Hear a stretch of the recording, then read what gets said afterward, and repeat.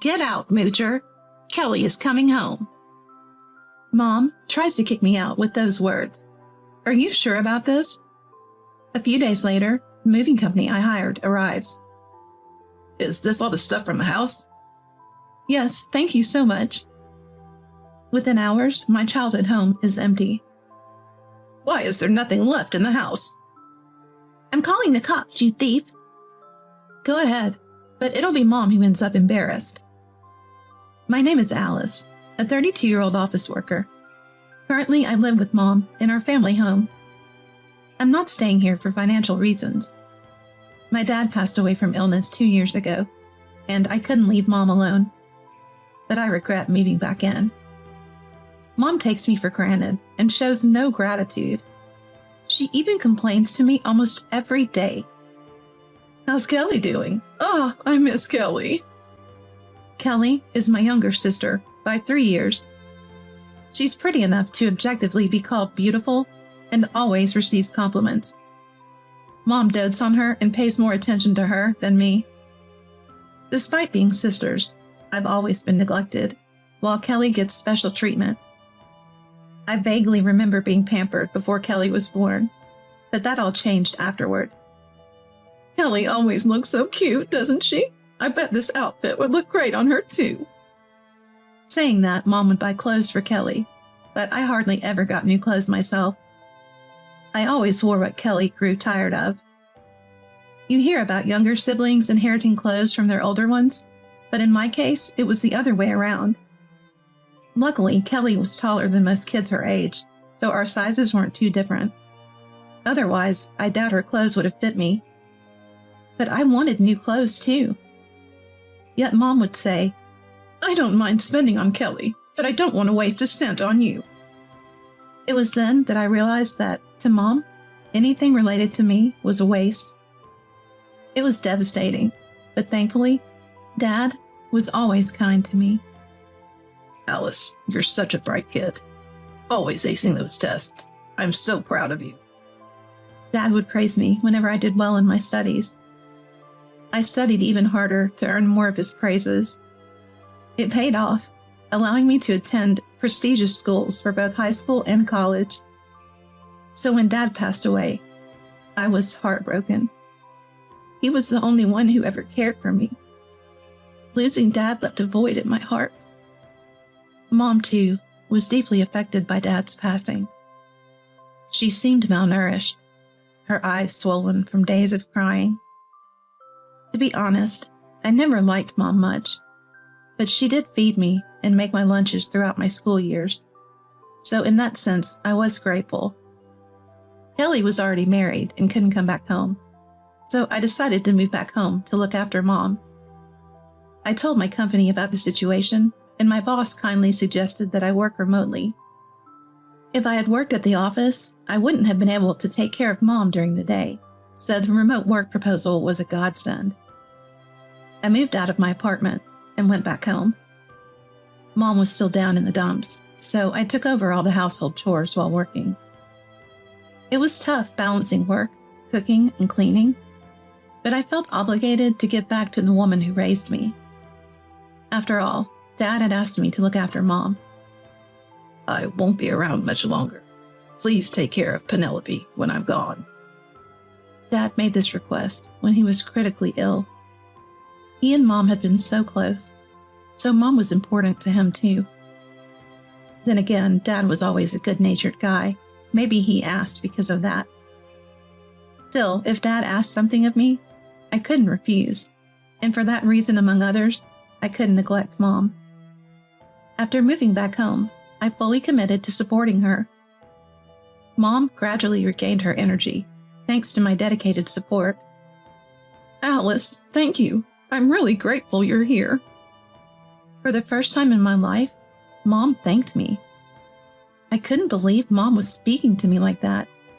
It might have been the first time ever. I was so happy and felt it was a good decision to come back home.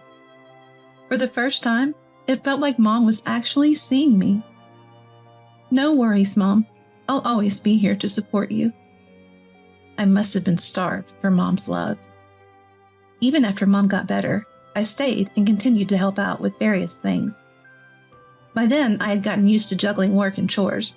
It didn't feel like a burden at all if it meant helping Mom. After a while, Mom started to perk up and even began making some requests. Our furniture and appliances are getting a bit old, don't you think? Maybe it's time for some new ones. You're absolutely right. Let's go get some new stuff. Thank you, dear. I was more than willing to make life better for Mom, so I started upgrading things around the house.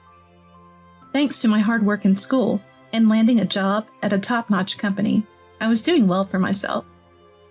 I had always given my all at work and even earned some professional certifications, which led to a pretty hefty paycheck. So swapping out old appliances and furniture wasn't a big deal at all.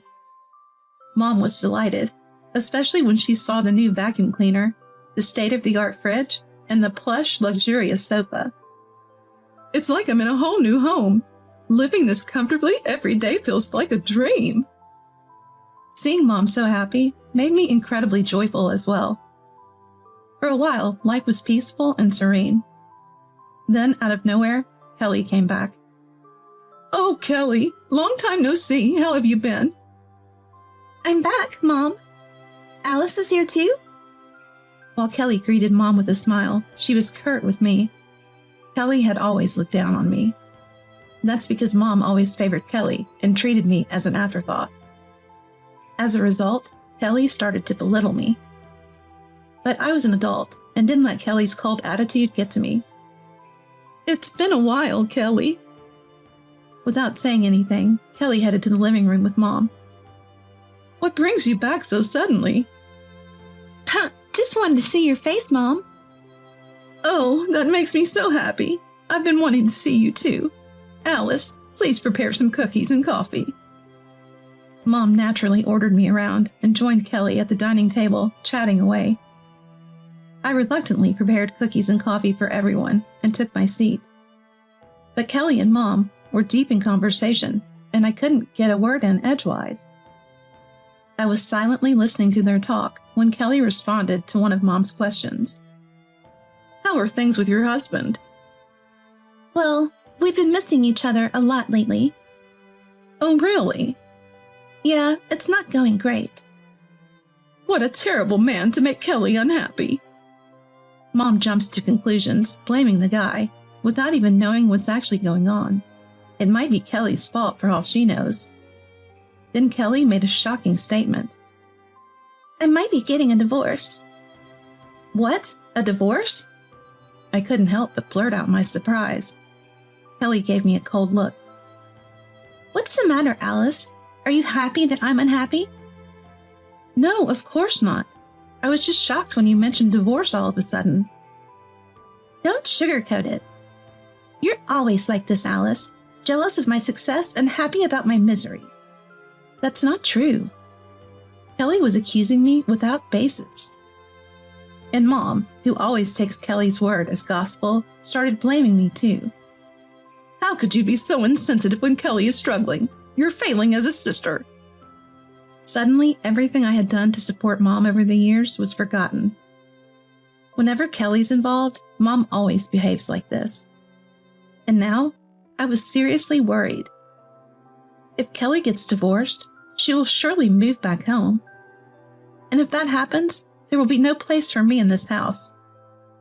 But I have a promise with Dad to support Mom. So what am I supposed to do?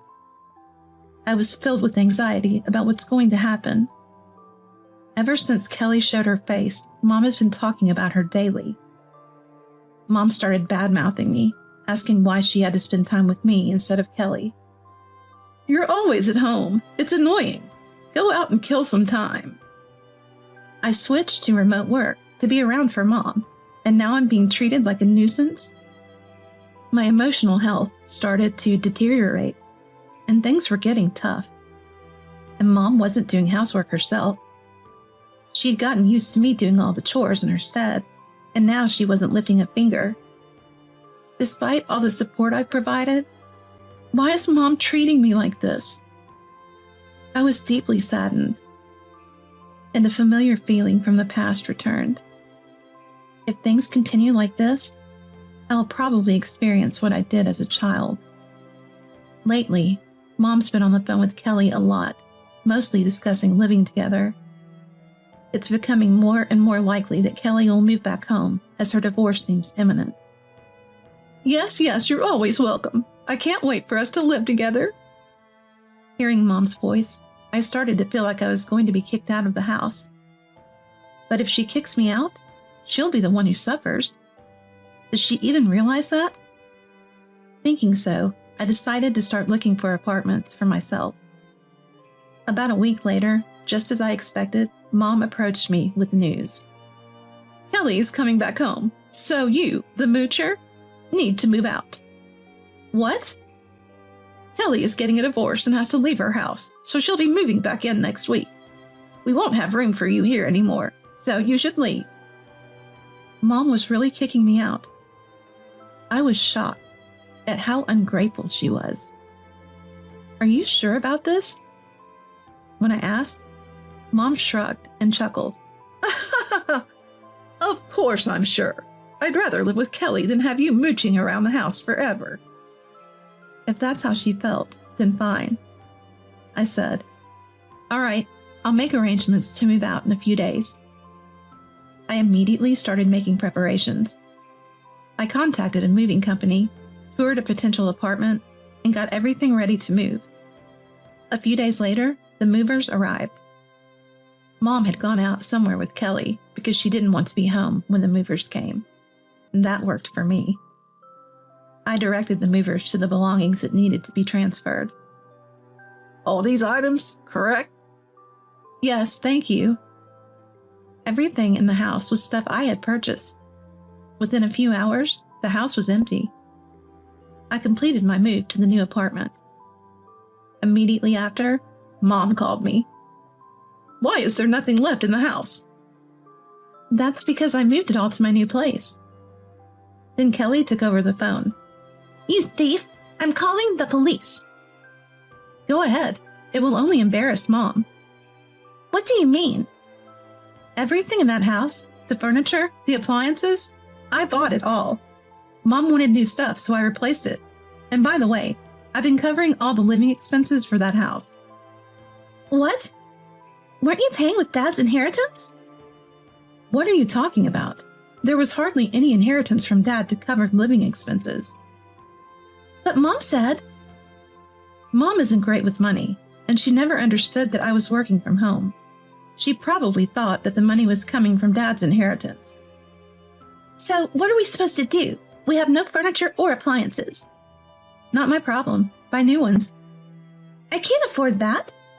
Then get a job. Do you think you could live off your parents without working? It seemed Kelly thought she could live the good life just by moving back home after her divorce. Unbelievable. Alice, come back and help out with the expenses. No way. I'm done being pushed around by you and Mom. But I won't be able to pay the divorce settlement. What? The divorce settlement? Actually, you see, it turns out Kelly had an affair. Her husband found out, and they were now in chaotic divorce negotiations. However, after seeing me and Mom live comfortably in our family home, she assumed there was money in the house and agreed to pay a settlement. I'll end up drowning in debt if this goes on. I don't care. You brought this on yourself. I have no obligation to help you. Why don't you ask our dear Mom? If we don't have money, Mom is just useless. What? Kelly, how could you say such a thing? Kelly let her emotions get the best of her and blurted that out. I could even hear Mom's angry voice in the background. At this point, I started to feel bad for Mom. To Kelly, Mom was just a convenient person to use.